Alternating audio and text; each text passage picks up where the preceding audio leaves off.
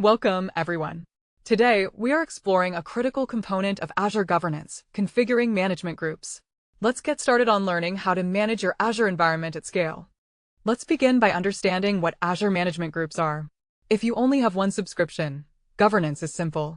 But as your organization grows, you need a way to organize and manage multiple subscriptions efficiently. Management groups sit above the subscription layer, giving you a centralized platform for global governance. Why do we use them? They allow you to apply consistent policies and access control across all subscriptions placed within them. By establishing a transitive flow of conditions, you ensure that security and compliance rules effortlessly cascade down to your resources. This flowchart illustrates the basic positioning of a management group. Notice how the management group sits at the very top of the hierarchy.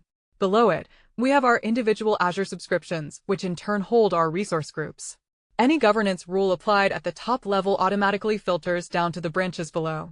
Now let's talk about the absolute top of your Azure environment, the tenant root group. This is the very first management group in your Azure architecture. At a basic level, there is a single root management group, and it is intrinsically associated with your Microsoft Entra tenant. You don't even have to manually build it. It is created by default the moment you start utilizing the management group feature. Diving deeper, because it serves as the ultimate parent container for all other groups and subscriptions in your directory, the tenant root group is a permanent fixture. It cannot be deleted or moved. Look at this tree diagram. The highlighted node at the top is the tenant root group. It is the ultimate anchor point for your entire Microsoft Entra tenant. Notice how management groups A and B branch directly off of it. Every single resource you deploy ultimately rolls up to this root entity. How expansive can this structure get? The Azure management hierarchy is designed to support massive enterprises by allowing you to organize resources across different structured levels. For the basics, you need to know that management groups can form a hierarchy up to 6 levels deep, and that's excluding the root level at the top and the subscription levels at the bottom. The strict rule of this architecture is that each management group has exactly one parent, though it can branch out to have multiple children. In a deep dive scenario, you have massive runway for scale, as a single Entra ID tenant can support up to 10,000 distinct management groups. This vertical flowchart maps out the maximum depth of your management hierarchy. Starting below the root, we can step down through levels 1 through 6 of pure management groups. Only after reaching that 6th level do we finally hit the subscription layer. This gives enterprise architects massive flexibility. Why should your business invest time in building the structure? Organizing your subscriptions into a multi-level hierarchy provides several highly tangible benefits. First, it massively reduces administrative overhead. You no longer need to manually replicate governance rules on every single subscription. Second, it guarantees strict enforcement.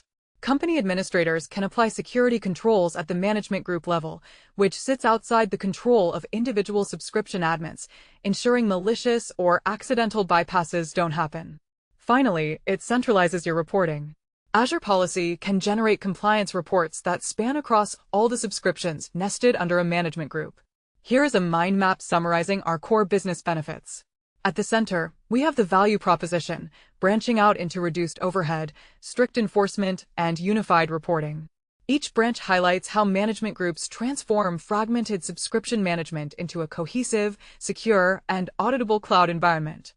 Let's walk through how to actually create a management group. The process is straightforward.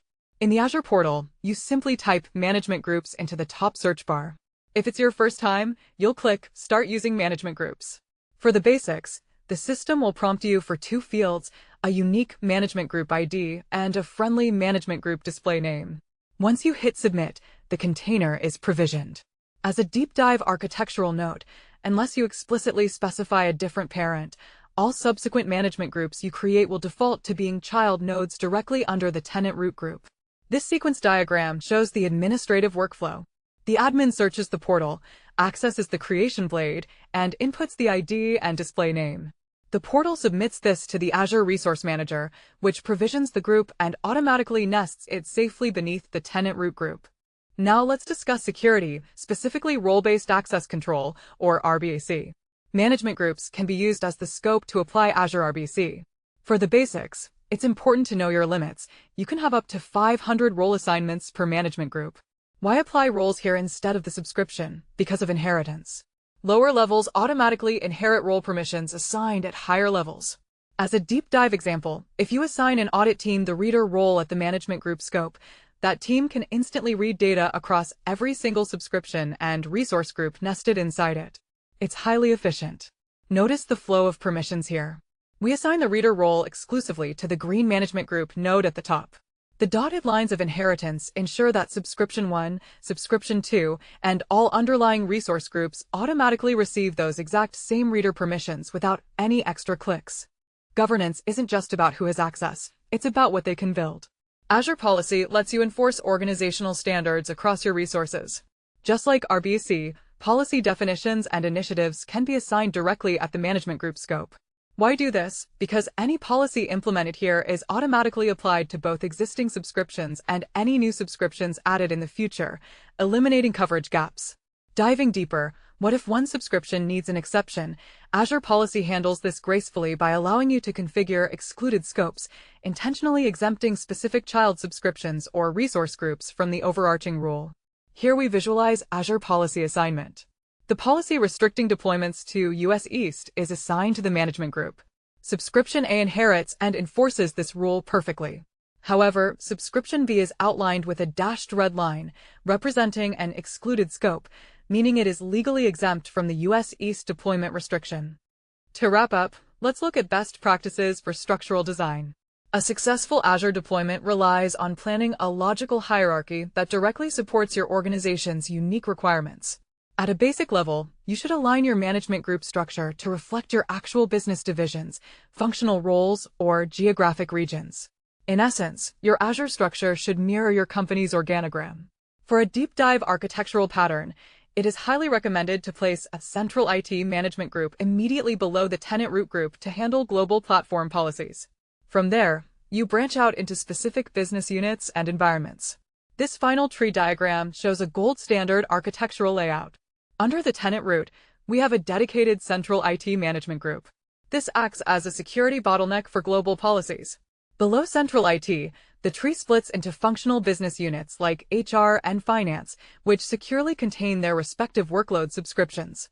Welcome to quicktechie.com. So just type in quicktechie.com here. Then you can go through the material which is provided by quicktechie. So we have first of all video courses which you can go here and you can find the various video courses across the technologies as well as finance domain. So if you see in Microsoft, we have 8 programs currently running. Next, you can go through the ebooks available. So all the ebooks which are in PDF format today, and you can download this. So let me go through Microsoft certification ebooks. You can click on any of this and you can see this is the PDF available for you to download. So these are the premium ebook mostly available on quicktechie.com platform only. Now the second part is exam simulator. As we primarily focus on the all technology companies and finance domain certification preparation material. So this is company wide listed here and you can go through this. So let me go through the Microsoft one again. You can see this is are all Microsoft related certification. AB730 exam, if you open it, so you can see here this and all the practice papers are available here. Today we have a 5 practice paper. So click on the first practice paper, it would load the questions. You can answer this question. This is way you can answer it and you can move to the next question.